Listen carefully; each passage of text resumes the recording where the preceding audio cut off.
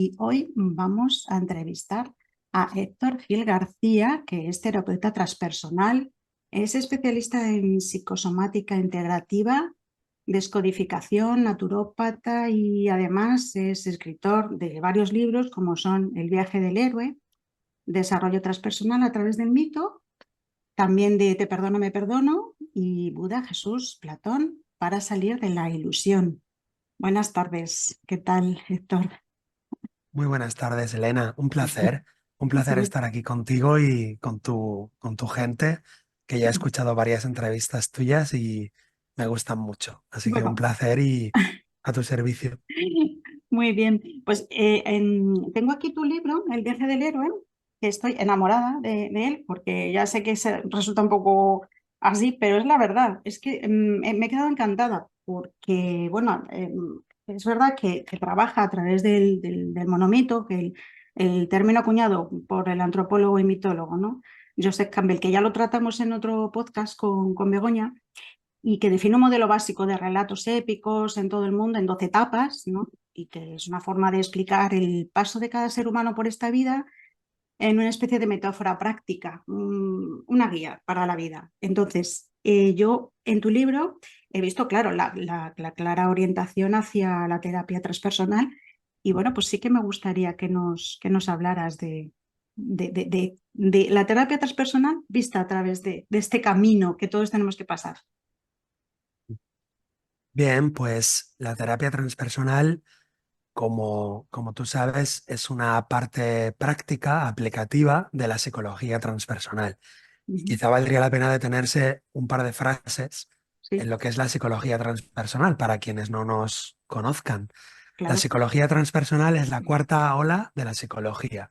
Después del psicoanálisis, el conductismo, el humanismo o la psicología humanista, surge la cuarta ola o cuarta fuerza, que es la psicología transpersonal, que Ujú, emerge con mucha fuerza en los años 70, 80 y lo que propugna es un paradigma holístico del ser humano, viendo al ser humano no solo como cerebro y cuerpo o como mente y cuerpo, sino incluso como espíritu, mente y cuerpo. O en otras palabras, la psicología transpersonal se abre a investigar no solo, digamos, los estados de conciencia humanos, biológicos y animales que están incluidos dentro del ser humano, sino los estados de conciencia transpersonales, es decir, más allá de la personalidad. Y entonces estudiaron a los Buda, a los budistas, a los yogis, a los chamanes, y descubrieron que había muchos niveles de conciencia más allá de la conciencia ordinaria. Intentaron cartografiarlos, ujú, intentaron estudiarlos y ver cómo se pueden provocar, inducir, mantener, explicar, incluso pues replicar. Y eso, todo eso es la psicología transpersonal. Yo me metí en ese tema porque me gustaba la parte espiritual, la espiritualidad, ujú, después de estudiar filosofía de Oriente y de Occidente durante muchos años, y la psicología también me interesaba mucho, pero ujú, no la psicología, digamos, materialista o convencional. Y entonces en la psicología transpersonal encontré ese puente entre la espiritualidad y la psicología occidental o entre la mística y la ciencia, también, dicho en ujú, otras palabras. ujú, Entonces, la terapia transpersonal se dedica a hacer terapia, o sea, hacer acompañamiento emocional o psicoemocional a pacientes o a acompañantes con ese paradigma, con esa perspectiva, lo cual es muy útil porque nos sirve para acompañar emocionalmente a una persona, pero además con esa perspectiva más amplia, más larga, entendiendo que todo lo que sucede, la propia personalidad, es parte de un plan en un desarrollo de la conciencia o en un desarrollo del alma. O también se puede ver como un viaje del alma a través de muchas, digamos, experiencias ujú, y que tiene que llegar a una meta, que es, digamos, el espíritu. Y ahí es donde entronca la psicología transpersonal o la terapia transpersonal con el viaje del héroe, ujú, que es que si el alma está viajando, si el alma está evolucionando, si el alma está creciendo, cuáles son esas pruebas o cuáles son esos estadios por los que el alma va pasando. Entonces eso, pues, los psicólogos transpersonales lo estudiaron, como Abraham Maslow, Stan Grof, Ken Wilber y ujú, tantos otros. pero una manera metafórica o más didáctica o más fácil de explicar esos viajes, esa prueba, es con el monomito. O sea que Joseph Campbell nos trae de la mitología universal de todos los pueblos de la Tierra, de todas las culturas humanas, nos trae el monomito. Se da cuenta que todas las historias mitológicas de todas las tribus, de todos los pueblos, cuentan una historia de, digamos, salida, de viaje con pruebas y de retorno. Y Ujú, nosotros aplicamos ese modelo o ese dibujo o ese, digamos, argumento narrativo universal al proceso terapéutico. Y resulta que encaja a la perfección. ujú, Y ahí está un poco la, digamos, la maravilla, ¿no? Poder utilizar las pruebas del héroe, desde la partida, las iniciaciones, las aventuras y el regreso del héroe, poderlo utilizar como un modelo terapéutico arquetípico y verdaderamente encaja a la sí, sí, perfección, porque ujú, cada proceso terapéutico equivale a ese viaje del héroe. ujú. Sí, sí, es que además el libro no es únicamente para terapeutas, es que es un libro que cualquiera de nosotros podemos identificar en qué momento estamos del viaje, ¿no? O por lo menos intentarlo. Entonces, en ese Sí, sentido, la verdad, sí. Pues me ha llamado sí, mucho la atención porque tiene como también pinceladas antropológicas, ¿no? En el sentido, por ejemplo, cuando hablas de los ritos iniciáticos, pues me hizo pensar, ¿no? Porque digo, es cierto que en la sociedad actual se han perdido muchos de esos ritos que había pues, en los pueblos, incluso yo diría hasta la propia mili era un pequeño rito iniciático para los jóvenes, ¿no? Para pasar de la etapa de la juventud a la madurez, ¿no? Entonces, ujú. eso parece como que nos hemos quedado ahí huérfanos de eso y es una casi necesidad, ¿no? ¿O cómo lo ves tú? Sí, evidentemente los ritos de paso o los ritos de pasaje o los ritos de iniciación eran instituciones de regeneración psicológica o Ujú, de, digamos, de readaptación psicológica a la siguiente etapa, pero eran propios de culturas preindustriales, de Europa, de África, de Oceanía, de América, de todos los pueblos del mundo, pero ujú, de la era premoderna o preindustrial. Y ujú, entonces estaban enmarcados en unas vivencias, digamos, fuertes, extremas, en unas vivencias, digamos, simbólicas, siempre enmarcados con con un mito cultural, y de alguna manera permitían una identidad común a esa tribu o a ese pueblo, porque, digamos, revivificaban el mito cultural de ese pueblo o de esa nación. De manera que los ritos tenían varias funciones: ujú, incorporar a los seres humanos a los diferentes roles o estadios del desarrollo, también tienen una función cultural, social, y tenían una función incluso, yo diría, terapéutica, que ahí está la cuestión que sí, me llevó a buscar los ritos de ujú, paso. Yo como terapeuta, yo ujú, decía, a ver, yo veo en el alma humana, pues que a lo mejor hay una persona de 60 años, pero hay una zona de su alma o una parte de su alma ujú, que no tiene 60 años, que tiene 30 años. Y hay otra parte de su alma que tiene 7 años. Entonces, yo me daba cuenta que hay partes del alma que se mueven hacia adelante, pero otras se quedan atascadas o se quedan congeladas. Y entonces se corresponden esos congelamientos o esos atascos con diferentes traumas. Y esos traumas se podrían desbloquear si se hubieran vivido correctamente los diferentes ritos de paso, que eran una ujú, manera de decir adiós, una manera sí, de decir adiós a toda una etapa, a todo un ciclo de años de vivencia, donde yo en ese rito de paso me despedía de todo lo anterior, integraba, sacaba la esencia y me iba con esa esencia al siguiente al estadio. Ahí siguiente vivía nivel. una serie de años hasta el siguiente rito de paso. ¿Y Ujú, qué sería lo óptimo? Pues más o menos, por poner una cosa geométrica, lo normal o lo óptimo sería que cada 7 años en una sociedad hubieran esos ritos de paso. Y si te fijas, por ejemplo, en algunas culturas quedan residuos de todo eso. Por ejemplo, en el catolicismo ujú, quedan los residuos de el sí, sacramento, o de sea, la la comunión. comunión, la confirmación, la comunión, el Sí. matrimonio, bla, bla, bla. Mm, Pero en la India también y en Egipto también, en todos lados, quedan esos residuos. ¿Qué problema hay? Que en esa concepción del universo había un tiempo sagrado y un tiempo profano. Y ujú, ahora ya no tenemos tiempo sagrado. Ahora todo el tiempo, desde la era industrial hasta acá, todo el tiempo se cuenta, digamos, por oro o por minutos o por mm, dinero. Y ujú, entonces las fábricas tienen luz eléctrica, se trata de producir día y noche, y entonces no se concibe algo como un tiempo sagrado. El rito de paso se producía en ese otro tiempo sagrado. Se necesitaba un tiempo y un lugar sagrado. Ahora, en esta cultura posmoderna, no existe algo como un lugar sagrado o como un tiempo sagrado, porque estamos en un paradigma materialista, economicista, digamos, egoísta, individualista, con todo lo que eso perturba al desarrollo cultural. ujú. Pero bueno, ahí estamos. Sí, eso me lleva a enlazar con otra pregunta que tenía Héctor, porque hablamos de una sociedad enfermiza, ¿verdad?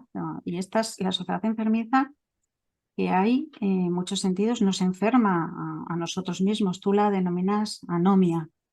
Em, Esto nos afecta a nivel psicológico muchísimo, y lo sabemos, pero también a nivel físico.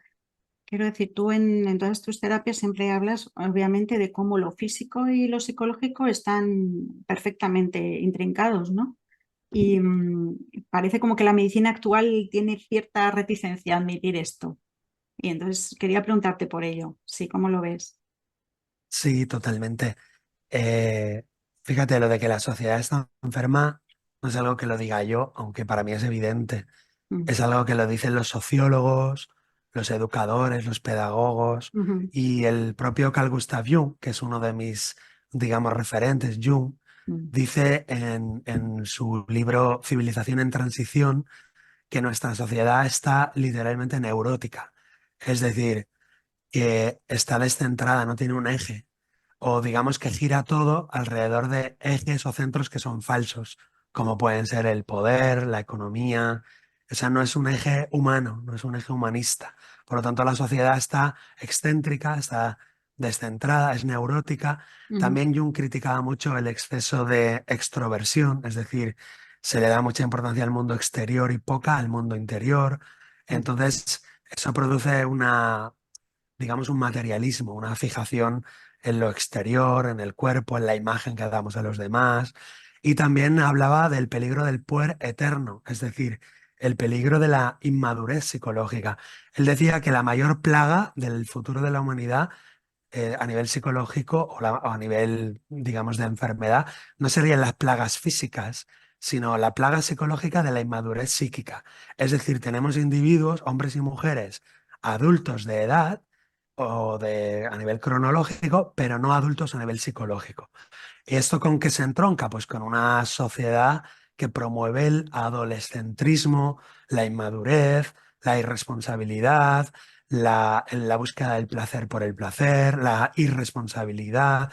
Todo eso está promovido por las redes sociales, las multinacionales, los mm. gobiernos que Una no tienen sociedad verdadera no solamente enferma, sino fácil de engañar, ¿no? Y de manipular. es exactamente enferma y también patogénica, es decir, una enfermedad patológica, digamos, Ujú, hay gente que dice psicópata, porque está regida por leyes psicópatas, pero también o sea, patogénica, es decir, produce enfermedad, es decir, una persona que mm, se adapte perfectamente a esta sociedad se pondrá enferma. ¿Por qué? Por la anomia. Y la anomia no es algo que digo yo, la anomia es un término antropológico que usan los antropólogos para describir una sociedad que te promete unas leyes o unas normas o un norte y que cuando lo cumples estás enfermo. Es decir, es la descripción de una sociedad que, digamos, da unas pautas a los individuos que son imposibles de cumplir o que si se cumplen llegas a un punto de enfermedad y de locura. Por ejemplo, nuestra sociedad es anómica en el sentido de que te promueve pues un tipo de vida con un coche, con una casa, con una ropa, con una forma de comprar, pero los sueldos no son equivalentes a eso. Por lo tanto, te tienes que convertir en un prostituto o bien en un ladrón corrupto, pero no hay ninguna otra manera lógica o legal de ser lo que la sociedad te está prometiendo. Entonces, es una sociedad, digamos, enferma. Eso dicen los antropólogos. Entonces, para enlazarlo con la terapia, como tú preguntabas, Elena, mm, pues claro, hay factores sociales, ambientales, culturales, que nos enferman muchísimo, pero de alguna manera todo pasa por el filtro del yo, del individuo. Es decir, ujú, que si el yo, el individuo, está fuerte, está sano, los factores sociales y culturales no nos afectarán tanto. Pero si el yo está débil, está frágil, los factores sociales, culturales y ambientales nos afectarán mucho más. ¿Eso qué quiere decir? Que aunque la sociedad tenga un ritmo de vida y una propuesta enfermiza, si las personas a nivel individual se fortalecen o encuentran grupos alternativos o grupos de apoyo, Mm, grupos de respeto, grupos, espacios y conexiones y relaciones sanas, ujú, se podrán, digamos, proteger de la anomia social y de la, digamos, sociedad, digamos, desestructurada. Por lo tanto, por muy dura que sean las condiciones ambientales, de alguna forma la última palabra la tiene el sujeto en la medida de que esté educado, de que esté fuerte. Por ujú. eso, al final, Jung, aunque habla de lo social y de lo colectivo, Jung siempre vuelve al individuo y le da al individuo todo el poder, pero también toda la responsabilidad. ¿Qué quiere decir Sí, eso? sí. Sí, Que si le da todo sí, el... me ha gustado mucho una frase que he leído en el libro que dices, cuando me curo, no soy el único que se cura. ¿No? Eso es como diciendo, todo se cura, ¿no? ¿Verdad? Entonces, eso implica verdaderamente una responsabilidad, porque el deseo de curarme va más allá de mí mismo. Es una, es una responsabilidad casi social, ¿no? Ser individuos sanos, no cabe duda que es importantísimo. Entonces, me ha gustado un montón, la verdad, esa frase. Me ha Sí, gustado esa porque frase, me ha empujado a pensar mucho, sí. qué bueno. Esa frase tiene connotaciones mucho más profundas y yo no lo abarco todo lo que esa frase significa, pero intuyo que tiene muchas capas y muchas lecturas. En Mm, otra clave también tiene que ver con otro tema, ¿no? Que también ujú. lo podemos comentar, que es el perdón terapéutico. ¿Qué quiere Sí, decir? sí, te iba a Que si preguntar por cuando el me perdón. curo no Mm, soy el único que se cura, quiere decir que cuando yo llego a un proceso de sanación verdadero, profundo, ujú, interior, donde suelto una serie de contenidos, digamos, tóxicos mentalmente o cognitivamente, los suelto, ujú, inmediatamente en ese mismo momento estoy, digamos, reconectándome, estoy eh, generando relaciones humanas. Es decir, que cuando yo perdono de verdad, de corazón, y ujú, me curo una ujú, enfermedad física, también en ese mismo proceso por dentro estoy liberando a otras personas, estoy liberando a mi hermano de, de que tiene la culpa de mi vida o de mi enfermedad, estoy liberando a mi madre, entonces nos curamos varias personas a la vez. Y tendría todavía otra connotación mucho más profunda y es que dicen los místicos que solo hay una mente, solo hay una mente. Entonces sí, sería algo así como los dedos de la mano, que nosotros lo que vemos son los deditos, digamos, individuales, ujú, el dedo índice, el dedo corazón, el dedo anular, pero si quitáramos el velo que los cubre, mm. Todo es una sola cosa. veríamos que solo hay un ser, que es la mano. Entonces, si se cura un dedo, toda la mano se cura. Mm, Si se cura el dedo meñique, toda la mano se cura. De manera que, en sentido, los que nos preceden, los sabios, los avataras, los maestros, los iluminados, la gente, hombres y mujeres que alcanzan una libertad espiritual, de alguna manera ayudan a toda la humanidad también con su trabajo interno. mm. Sí, de hecho, en tu libro de Te perdono, me perdono, que también me lo he leído en PDF, pero me lo he leído, he visto claramente, bueno, que la palabra perdón está completamente desvalorizada en nuestra sociedad. Está como muy vinculada a los dogmas religiosos y parece como si fuese un poco mercantilista en el sentido de que, bueno, yo pido perdón y ya está, ¿no? Y no. Entonces, claro, la hemos cambiado por soltar, por dejar ir, rendirse, liberarse. Deberíamos de volver a asumir la palabra perdón con toda su contundencia para afrontarla desde dentro con mayor, no sé, con mayor fuerza, con más espíritu, un poquito más, no dejándonos querer tanto, sino de verdad asumiendo el peso que conlleva, porque él tiene mucho peso. Es una buena pregunta. ¿Qué hacer con las palabras? O Mm, inventamos palabras nuevas, o buscamos sinónimos, o cogemos las palabras originales y las limpiamos, las lavamos. ¿Qué mm, hacer? ¿Qué hacer con las palabras? ujú, Yo no lo sé, yo no lo sé. Cada cual he visto que hay terapeutas que optan por inventar las palabras, otros por usar sinónimos y me Pero parece súper bien. podemos nosotros un concepto en nuestra cabeza, si nos hacemos una terapia o bueno, no, en el camino del héroe y tenemos conceptualizado algo de una manera tan dogmática como es el perdón, ¿podemos resetear el significado de una palabra y asumirla de verdad con toda su gravedad, pero de nuevas? ¿O estamos anclados a, a toda nuestra educación y es mejor inventar otra? Yo he optado por lavar la palabra, pero que cada cual opte por lo que quiera. Lo que Yo he sea más optado, útil. mi opción ha sido coger esa palabra y lavarla. Mm, Pasa lo mismo con la palabra filosofía, que antes era una forma de caminar, una forma de vivir ante la vida, ujú, una forma de vivir buscando los arquetipos, lo ideal, ujú. y ahora la palabra filosofía es puramente un rollo mental, un rollo intelectual, prácticamente que no sirve para nada. Entonces hay gente que ha quitado la palabra filosofía y ha puesto autoconocimiento, o ha puesto desarrollo espiritual, o ha puesto... Mm, Y hay gente que se dedica a lavar la palabra filosofía y otros usan otra palabra. Yo me he dedicado a limpiar la palabra perdón, porque la palabra perdón es muy bella, es muy profunda sí, y viene de unas raíces arcaicas increíbles. Viene del sánscrito. Dana, en sánscrito, ujú, significa gracia, dar, dádiva, ujú, dádiva, un don, dana, del sánscrito. Y per es una partícula que viene del griego, como en perseguir, perfecto, o en permanecer, que quiere ujú, decir totalidad. Es decir, ujú, perseguir es seguir a alguien totalmente, ujú. o perfeccionar es hacer algo totalmente.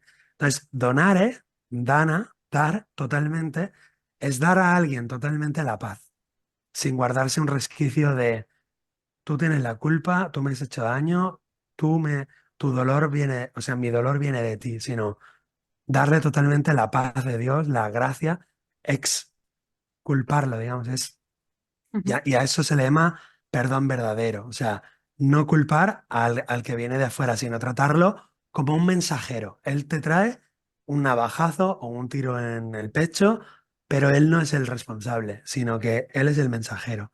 Entonces Sí. no odiamos al mensajero y le damos la paz al mensajero. Ese Y sería el verdadero perdón.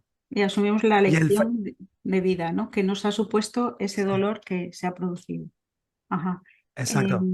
Y se me ocurre ahora, Héctor, hay un perdón interior a nosotros mismos y un perdón exterior hacia los demás. A veces están juntos, ¿no? Porque nos culpabilizamos incluso cuando nos hacen daño. ¿En qué orden hay que sanar eso? ¿Primero yo y luego hacia el otro? ¿Sería lo lógico? O no siempre es así?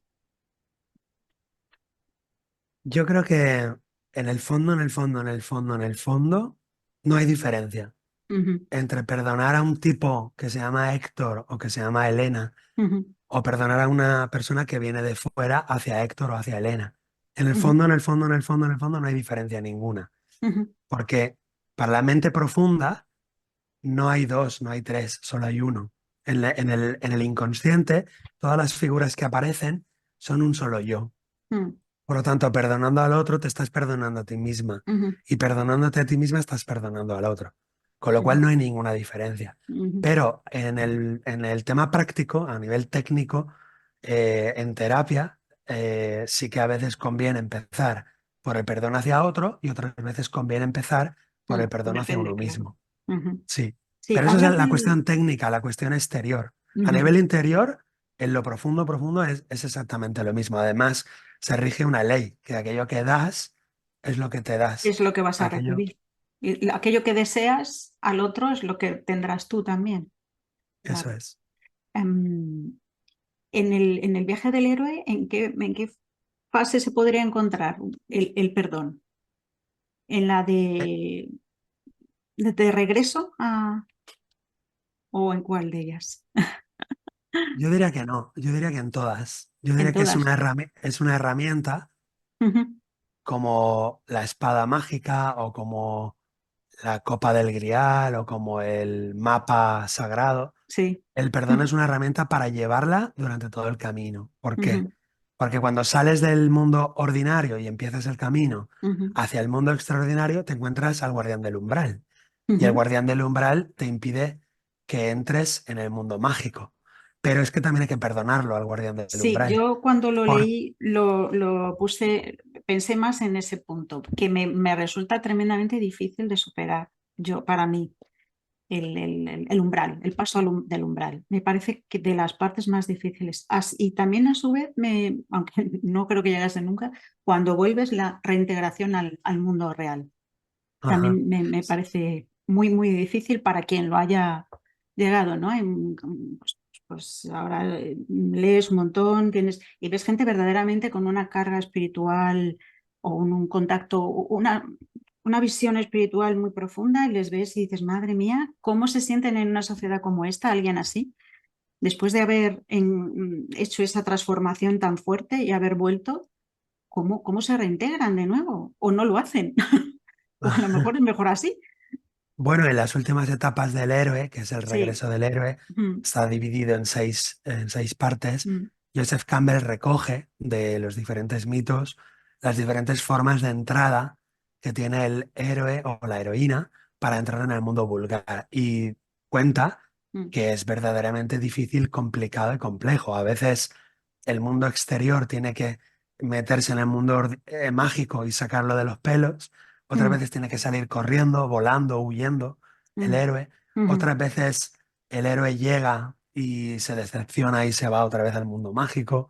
Otras veces el héroe llega y tiene que combinar los dos mundos. Y finalmente, en la última prueba, tiene que dominar el arte de estar en los dos mundos a la vez. Pero claro, es muy difícil. Pero todas las pruebas son difíciles, no solo Todas, las últimas. todas, todas, Todas. Para una persona la todas. prueba será aceptar la llamada a la aventura. Para otra persona la prueba más Mm, difícil será mm. el encuentro, por ejemplo, con la propia sombra. Por eso Para digo otra que, persona... por eso digo que el libro va más allá de un... Es que es verdaderamente un mapa de autoayuda. Mm, Porque si lo ves con el corazón abierto y con sentido autocrítico, te vas a dar cuenta de en qué momento puedes estar y qué cosas todavía no has sanado. Y son, vamos, son palmarias, por lo menos para mí, a nivel personal, no sé otros. Pero a mí me ha resultado en ese sentido muy constructivo.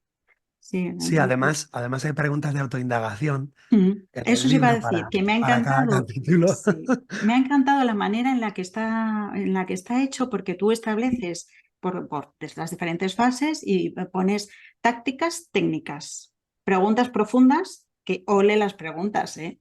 Que ole, porque después de haberlo leído y a lo mejor te has revuelto por dentro y de pronto tú sueltas esa pregunta que, vamos, está clavada, pero no todas, pero algunas digo, madre mía, si es que me ha leído el pensamiento. Y entonces, y luego además propones películas, bueno, libros, o sea que Sí, tienes para hacer un trabajo con todo esto de meses. sí, Y me ha gustado mucho porque a mí la música para mí es algo muy, muy derecho al corazón, ¿no? Porque recomiendas determinadas piezas de música, que he oído algunas, ujú, y eso me ha resultado muy original porque de verdad creo que se trabaja con todos los sentidos, ¿no? En ese momento, si de verdad estás en predisposición, lo coges todo y o sea que hay, es un verdadero libro de autoayuda, no es nada, sí. eso es magnífico. Es como un curso. Sí, sí, sí, Si sí. haces una prueba cada mes con Mm, todas las preguntas, la película, el libro mm. y te pones las piezas musicales en cada etapa, al cabo de unos meses, cuando acabes el libro, es como si hubieras hecho un curso Sí que es de verdad que a lo desarrollo. mejor se necesitaría una voz amiga, pues yo que sé, que hicieras unos vídeos de acompañamiento. Porque claro, cuando tú has trabajado eso, claro, tú lo lees y sí que es verdad que, buf. Entonces, al momento de las preguntas, pues decir, ¿cómo las puedo responder? ¿No? Pues sí que estaría muy bien, la verdad. Estaría súper. Sí, Mm, claro, eso no lo he puesto porque mm. es lo que hago en la terapia todos los días. Claro, Es decir, que es lo que en la haces terapia individual en vamos tu, contestando esas preguntas y haciendo en tu terapia. las técnicas Mm, efectivas. mm, Y mm. volviendo a la música, Elena, es Ujú. una maravilla porque las 17 piezas yo las he escuchado muchas veces, he hecho varias vueltas con las 17 piezas Mm, y de verdad que son tan bonitas, están tan bien elegidas mm. que de verdad, Sí, yo no lo he hecho, ¿eh? Yo no lo he hecho, lo ha hecho un sí, ya amigo he mío. visto al final del libro quién lo ha hecho, sí. Exacto. Y digo, Dios mío, qué bien elegidas. O sea, Sí. cada vez que las oigo, digo, qué bien, porque por ejemplo, para que nos entienda el público que nos está Sí. escuchando, ¿no? Mm, En el encuentro con la diosa, que es el arquetipo de la madre, ujú. una música que exprese en 4 minutos ese encuentro, esa maravilla, sacar todo lo bueno de ese encuentro, todo lo que eso simboliza. Entonces había que buscar una música yin, una música, Mm. digamos, femenina, bella, etcétera. Pero en el encuentro, por ejemplo, con el mentor, pues no solamente era una música masculina, sino que tenía que ser Un también poco femenina. más, sí, Porque el mentor tiene las dos energías, lo masculino claro, y lo femenino. Es sí. protector, es director, pero también es amoroso, porque es una fuerza, digamos, protectora también. Mm, Entonces, en el encuentro con la sombra, en el encuentro con el niño interior, mm, la sexualidad, por ejemplo, es una mm. música que tiene tambores, que tiene tamborines, la única que tiene como una música así dionisíaca. Entonces, las piezas musicales son una maravilla, Sí, están es muy bien. como un ribete ahí que dices, perfecto, sí, es que está muy bien propuesto el trabajo, la verdad es que sí. Y bueno, incluso también, pues me ha gustado mucho cuando hablaste en su momento en el libro de los estados de conciencia, de la importancia del mito. Y a mí se me ocurrió también, porque claro, tú realmente eres un mitólogo y el tema del mito es para ti. Y se me ocurrió preguntarte, porque nosotros tenemos por excelencia nuestro gran mito, que es Cristo, ¿no? Ujú. ¿Cómo se encaja, ¿no? Dentro de, porque claro, no son solo los mitos típicos, sino Cristo es nuestro gran mito, por lo menos a los que hemos estado educados en colegios religiosos, ¿no? Es nuestro.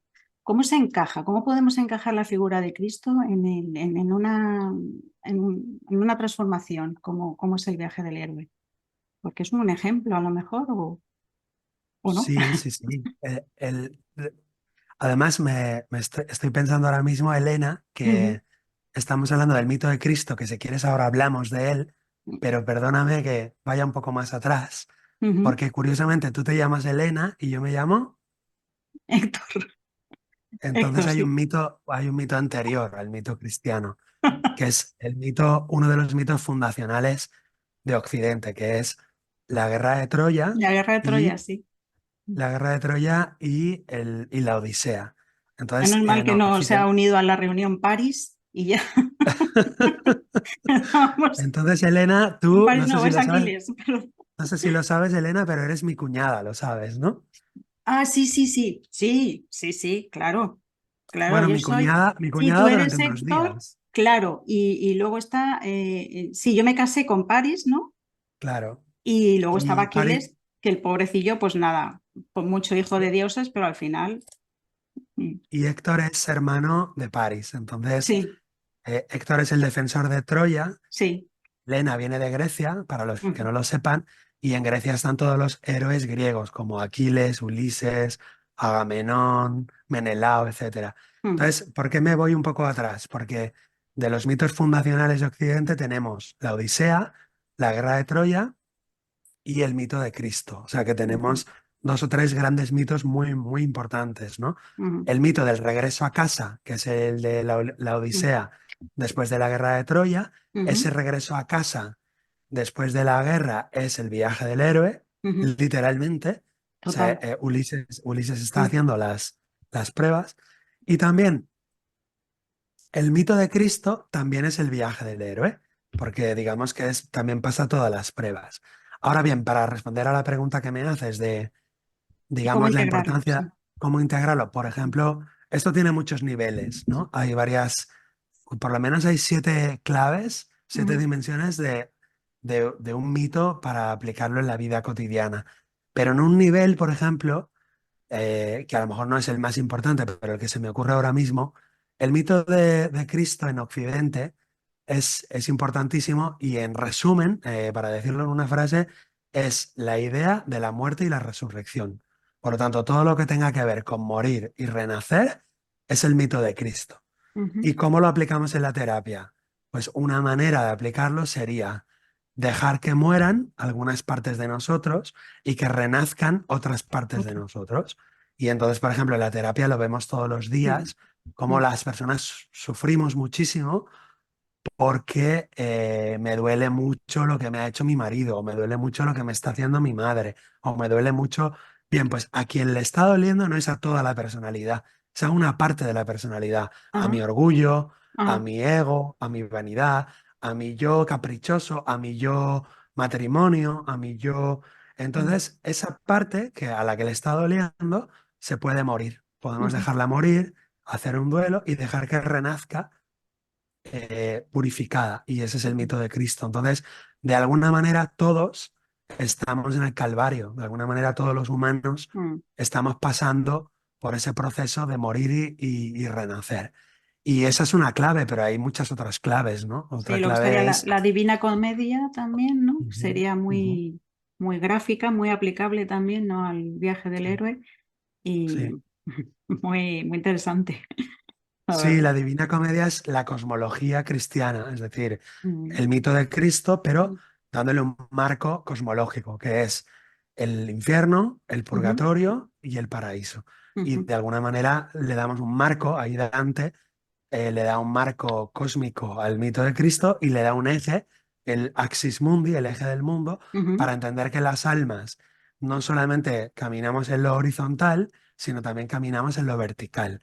En la medida en la que nos ensuciamos, nos vamos en el eje vertical hacia abajo, lo que sería el infierno. ujú, En la medida en la que nos purgamos, nos limpiamos, vamos en el eje ascendente.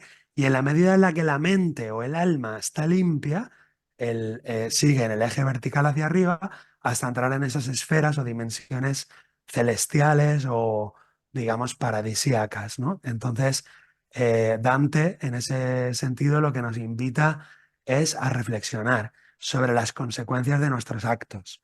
En un marco católico, digamos, mm, judeocristiano, pero claro. que en el fondo lo podríamos extrapolar a todas las culturas del mundo que nos hablan de la reencarnación, de la mente humana o del alma humana, que se juega en cada vida, digamos, sus estados subsiguientes.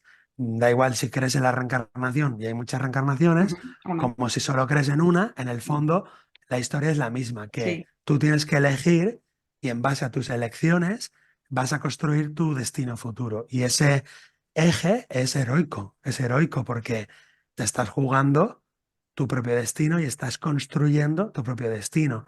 Y esa libertad tan dramática y tan trágica es heroica. Por eso Ujú, el héroe es un personaje, digamos, trágico, porque en base a lo que decida, así será su futuro. Y de alguna manera es semidivino. Por eso el héroe es el hijo de Eros. La palabra héroe viene de Eros, amor. ¿Por qué? ujú, Porque el héroe es el hijo de un dios y un mortal. Dicho en otras palabras, el ser humano está entre los dioses y los animales, o entre el mundo mortal y el mundo eterno. Y es ujú, una dimensión del universo, lo humano, que ujú, está en el eje central o en el centro de la cruz. Está entre lo eterno y lo mortal, lo biológico. Y como su poder de decisión, con su libre albedrío, va a construir su futuro. Por lo tanto, de alguna manera es el poder divino en manos de una criatura que no es del todo divina, que es semidivina, que es el ser humano. ujú. Muy interesante, la verdad. Sí, es que, bueno, tenemos aquí un montón. Si no quería que nos fuéramos sin preguntarte un poquito más por el tema del perdón, que lo veo necesario, la verdad. Entonces, a nivel transgeneracional, casi todos nosotros tenemos ahí como eh, pequeños cápsulas de venganza. ¿Cómo se encuadra la venganza respecto al perdón? Y a su vez, la voluntad de querer perdonar con el deseo de hacerlo. El deseo es una energía que tenemos dentro, ¿no? ¿Cómo se encuadra lo primero? La venganza. Sobre todo Ay, Dios. en el tema que arrastramos de otras vivencias Mm, transgeneracionales. mm. Ay, Dios mío, qué pregunta tan difícil. Bueno, pues Es si difícil. no, Es una pregunta muy difícil. Fíjate que he dado cursos del perdón y charlas, conferencias, talleres y nadie me ha preguntado por la bueno, si venganza. realmente yo lo que quería saber, porque yo esto lo hago muy así, es cómo detecto yo dentro de mí el deseo de venganza, si está vinculado a un tema transgeneracional, que no sea estrictamente mío. sino a lo mejor arrastrado como se menciona, aunque haya personas que a lo mejor no lo compartan, pues de mi abuela, de un familiar, de un trauma que tuvo, de una pérdida de un hijo y entonces por eso yo ahora no, o abortó y por eso yo ahora no quiero tener hijos a lo mejor. Em, a la vez, cuando ha ocurrido algo, si eso se entronca con la venganza, no. ¿Cómo lo detecto en mí? Porque no puedo curar algo que no detecto. ¿Cómo ayudas tú a que yo lo detecte? Haciendo el árbol transgeneracional. O sea, Perfecto, eso. lo que hacemos en la terapia, en la primera, segunda, tercera sesión, para empezar el viaje del héroe, Ujú. es hacer el árbol transgeneracional. Entonces lo Ajá, dibujamos sí. y vemos los personajes y ahí comenzamos ya la aventura porque nos empezamos a dar cuenta que todo lo que arriba no se resuelve se repite en las generaciones siguientes. Y empezamos a darnos cuenta de que muchos excesos, Ujú, exceso de sexualidad o exceso de no sexualidad o exceso de rabia, de ujú, búsqueda de justicia o exceso de... todos los excesos tienen que ver con excesos en el polo opuesto en la generación anterior. ¿Qué quiere decir? Que la vida busca el equilibrio, la vida busca la homeostasis. Entonces, todo lo que arriba en las generaciones tatarabuelos, bisabuelos, padres, todo lo que arriba ha sufrido un exceso de algo y no se ha resuelto, pasa a la siguiente generación para que se resuelva. ujú, Entonces, se resuelve con enfermedades físicas, psicológicas o ujú, conductas o profesiones. Por ejemplo, el que está cortando todo el día la madera está canalizando una energía de cuchillo, de sierra contra la madera, que en el inconsciente es la carne. Entonces, ujú, podemos decir que el carpintero que está cortando madera todo el día está sanando o está canalizando un exceso de rabia, de odio, de venganza de alguien que fue acuchillado o ujú, que fue cortado en la generación anterior. ujú. Pero yo no hablaría de venganza, solo hablaría de No. venganza cuando esa ley de compensación se pone en manos del ego psicológico, entiéndase, Ujú, del ego egoísta. ujú, Cuando esa homeostasis natural o búsqueda de equilibrio eh, se va canalizando de maneras sanas a través de las profesiones, del ujú, trabajo o de las bodas, porque un matrimonio siempre es una manera de equilibrar los árboles de ambas familias, pues eso va, Dios. a través del tiempo se va equilibrando, por así decir, naturalmente. Pero cuando el deseo de equilibrio se le da al ego y el ego se encarga de ese equilibrio, a eso le llamamos venganza. Es Ujú, decir, que el que se quiere vengar es el ego. La naturaleza no se venga, la naturaleza se equilibra. Es decir, un árbol va sacando ramas y si saca muchas ramas hacia la derecha y el árbol se empieza a torcer, en la siguiente generación saca más ramas hacia la izquierda para que el árbol se equilibre. Pero claro, eso no es venganza, eso es búsqueda de la homeostasis, del búsqueda equilibrio. del Ujú, equilibrio. Por lo tanto, la ujú, naturaleza no se venga, la naturaleza se equilibra. El único que se venga es el ego cuando coge esa búsqueda del equilibrio en sus manos, el ego lo convierte en venganza y entonces se dedica a atacar y a culpar a los demás. Y evidentemente está equivocado, porque lo que hay que buscar es el equilibrio, no la venganza. La venganza es un defecto humano, por así decir. ujú. Sí, luego además, claro, siempre el ego anclado a los dos puntos que son dos pilares de los que tú también haces referencia y que yo ya he hablado en algunas entrevistas que he hecho y son el miedo y el apego. Y a veces el miedo y el apego juntos. El miedo a perder lo que tienes apego o el miedo solo. Claro, si te fijas, son las dos fuerzas naturales. Mm, El miedo es el rechazo, que mm, sería como aléjate de aquí, y el apego sería como el deseo. Entonces, digamos, amor y odio, en otras palabras. O Heráclito dice, el amor y la guerra constituyen todo el universo. Y la gente, claro, no entiende a Heráclito, pero se refiere a que son las dos fuerzas, digamos, que están en toda la naturaleza y también en la mente humana, y en la también en psique. nosotros, sí. Claro, que son el apego, o sería, digamos, la filia, Ujú, y el rechazo, que sería la fobia. Y es curioso porque la filia y la fobia, las dos fuerzas de apego y rechazo, en cada nivel de la conciencia se tienen que resolver o en cada estadio del desarrollo humano. Por ejemplo, de los 0 a los 7 años ujú, tenemos una serie de apegos y una serie de rechazos, una ujú, serie de fobias. ujú, Lo que no se resuelva en cuestión de apego o en cuestión de fobia, nos lo llevamos al siguiente nivel, de 7 a 14 años.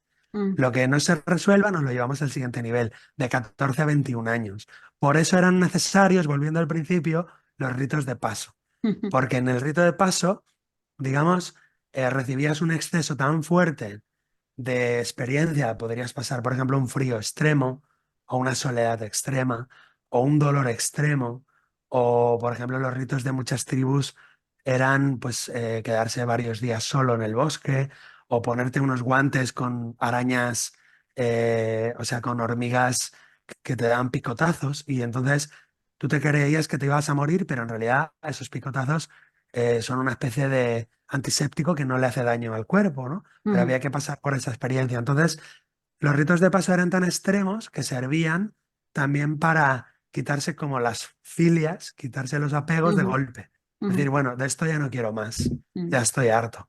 Y ujú. para quitarse los miedos de golpe, porque si tú pasabas esas experiencias tan duras, tan extremas, los demás miedos ya no te daban miedo realmente. Ya no, Claro. o sea, te quitabas muchas tonterías de encima, como diría mi abuelo, ¿no? Sí, Quítate esas totalmente. tonterías de encima. Tú tenías, la guerra la tenías que haber vivido. Exactamente. Entonces, te iba a preguntar ya para terminar bueno, por la espiritualidad, ¿no? Porque en la terapia transpersonal se tiene muy en cuenta todo el tema espiritual como una manera de mirar hacia adentro, de sanar de dentro hacia afuera, me imagino, vamos, en lo poco que he podido ver. Y claro, ¿cómo ves tú, y así terminamos, el tema espiritual en el sentido de que la medicina parece que, bueno, lo hemos comentado antes, no quiere darse cuenta hasta qué punto es importante cuando una persona se enfrenta pues, a la muerte o a una enfermedad larga, tener una base de autoconocimiento, de espiritualidad, que se ha equiparado antes, potente, sólida, por lo menos que te hayas preguntado algunas cosas en tu vida, ¿no? Y no veo yo que también eso nos llevaría a hablar más de ciencia y espiritualidad, muchas cosas, claro. ¿Cómo la espiritualidad, cómo podemos trabajarla? ¿Cómo lo ves tú? Pues yo te diría así a voz de pronto, ¿eh? Ujú, Que de la medicina convencional no se puede esperar mucho, porque la medicina mm, está secuestrada. O sea, la medicina como, no como práctica médica, sino no. como teoría, ¿no? La teoría Ujú, de la medicina convencional actual está secuestrada, está raptada. O sea, es una doncella maravillosa, pero está secuestrada por las grandes farmacéuticas y por el modelo paradigmático, digamos, materialista, economicista e industrializante. Entonces, de esa medicina no podemos esperar mucho en ese no, sentido, a no. nivel filosófico, por así Mm, decir. mm, Aunque la práctica sí que es interesante, ¿no? El diagnóstico, la cirugía, la traumatología, pues ahí la ciencia es, convencional es maravillosa, pero filosóficamente está lejísimos de una medicina espiritual o de una medicina metafísica. Así que en ese sentido, a la medicina convencional le quedan siglos o por lo menos liberarse del yugo del materialismo y de las farmacéuticas, etcétera. o sea, Eso no. no quita que haya, eso no quita que haya médicos Ujú, o profesionales de la salud que mm, sí que están en un paradigma espiritual o mm, espiritualista. mm, Entonces, volviendo a la parte espiritual, mm, pues yo te diría que más allá de las religiones, es mm, decir, la espiritualidad no religiosa o más allá de las religiones, o más allá de que cada cual haga la religión que quiera o ninguna, la espiritualidad es un factor sine qua non de la salud. O sea que imagínate hasta dónde voy a decirte que no hay salud sin una sana espiritualidad. Es decir, o en palabras de Jung, Jung dice que toda sanación es una experiencia espiritual, de alguna manera. Si no hay una experiencia espiritual más o menos sí. eh, profunda, no hay una verdadera sanación. A veces tenemos cuerpos curados, pero eso no es sanados. a veces tenemos un cuerpo que se ha curado. He ido al hospital, me han extirpado no sé qué y ahora me dicen que estoy curado, pero en el alma no estoy sanado. Y yo tengo muchos clientes en la consulta que Ujú, me dicen, es que me han hecho un tratamiento, pero yo en mi alma sé que no estoy sanado, no estoy bien. ujú. Y entonces volveré a desarrollar la enfermedad porque me han quitado a nivel material Físico. un elemento, Mm, pero a nivel del alma lo que condujo a esa enfermedad no está sanado. Entonces no se puede llegar a una sanación profunda sin tener una mínima experiencia espiritual. Y le llamo mínima experiencia espiritual a algo que no penséis que es el nirvana, sino que es un pequeñito, pequeñito, pequeñito, pequeñito, pequeñito clic de despertar espiritual, como por mm, ejemplo, ostras, pues resulta que ahora me doy cuenta que nunca me he amado a mí misma, por ejemplo. Y entonces descubre que la fibromialgia o el reumatismo o la fatiga crónica o la anemia tiene que ver con eso. Entonces ese clic, eso es espiritual, mm, porque es de alguna manera un yo observador que ve mm, al yo al robot cómo mm, ha estado funcionando en su vida durante años. Lo mm, explicaré de otra manera.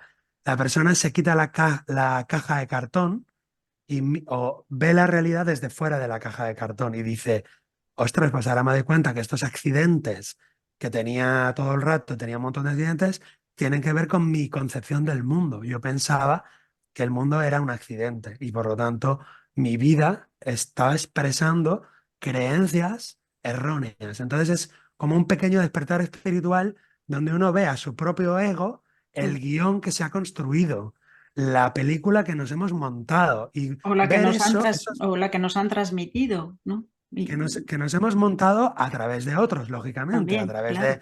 de los abuelos, de los padres, del discurso materno, de la cultura, La de la sociedad. religión y de lo que sea, pero Mm, no podemos responsabilizarlos a todos ellos. Nos hemos montado nosotros esa película con los argumentos o con las herramientas o con los elementos que nos han dado de fuera. ujú, Pero en el fondo, nosotros, digamos, nos hemos enseñado a nosotros mismos, nos hemos educado eh, cuando el ego se va formando en la infancia, de alguna manera se va haciendo una pelota, una costra, y ve el mundo a través de esa costra. Se pone como, digamos, dentro de una pelota y ve el mundo, percibe el mundo, cree que el mundo es como lo percibe, pero eso es una costra de suciedad y de porquería. Y la terapéutica espiritual es, de alguna manera, romper esa caja de cartón y ver el mundo desde fuera de la caja de cartón. Y eso es una experiencia, por pequeña que sea, es una experiencia transpersonal, es una experiencia espiritual. totalmente. Mm, totalmente. Sí, sí. Bueno, pues nada, muchas gracias, Héctor, por hablarnos de todo. Bueno, me hubiese encantado estar como horas. De hecho, bueno, quería que comentaras tu página web, cómo era, no Sí, la, hectorgilgarcía.com. vale, muy bien, porque ahí propones talleres, ¿verdad? Y Ujú. bueno, algunos aspectos de la terapia antes de la propia terapia. Y bueno, ya le he hecho un ojo y es muy interesante también, me ha gustado mucho. Y bueno, pues nada, es darte las gracias de nuevo. Voy a volver a poner aquí el libro. Es este, no sé si se ve bien. Este. Gracias, Héctor. Vale. Muchas gracias, Elena, Venga, un placer muy grande. nada, nada. Y Paro bueno, esto. todo esto, si esto puede servir a alguien que se Sí, inspire a buscar métodos un poco más profundos, complementarios, pues genial. Y estoy a disposición, me podéis escribir en mi página web o en mis redes sociales y seguimos fenomenal. en contacto. Un Sí, placer muy muy bien. grande, un abrazo muy fuerte para todos. Venga, un beso.